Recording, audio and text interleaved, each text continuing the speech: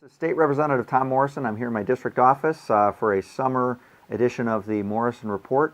And what I want to talk to you today about is the District 15 contract issue. I've had done previous videos about that, but I want to highlight a Daily Herald editorial that came out this summer that is worth mentioning.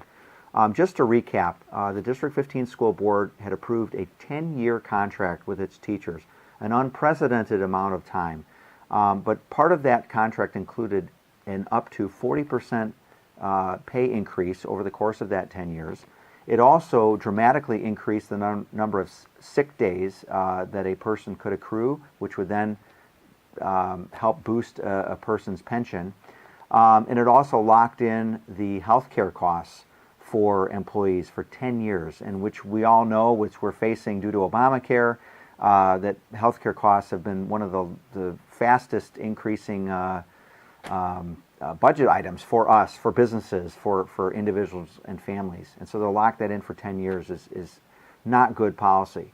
But one of the things that the Herald highlighted in their editorial was the need for transparency before these things are approved. And I wanted to read to you from part of this editorial because it was so good. So I'm quoting here. The school board only had a framework for a contract when it voted to formally ratify it, with no further votes scheduled on final language. It did not release the completed contract for 6 weeks. Approving contracts in such a way creates a pig in a poke for the school district, for teachers, and let's not forget the taxpayers. Continuing here from the editorial, Attorney Don Craven, an advocate for the Illinois Press Association and an expert on media law, is dumbfounded by what happened. He says, quote, "How can you vote to approve a document that doesn't exist or only exists in someone's mind? 10-year teacher contracts simply cannot be handshake deals. It's irresponsible governance." And finally, the Daily Herald editorial board calls upon suburban legislators to develop a bill that would set clear transparency standards before this kind of vote can occur.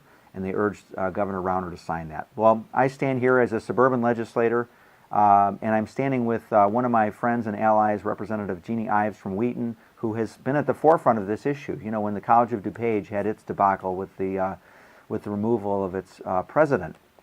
And she believes, I believe, many of us in the legislature believe that there has to be transparency before these sort of deals are ratified. And that's why I'm fighting for that.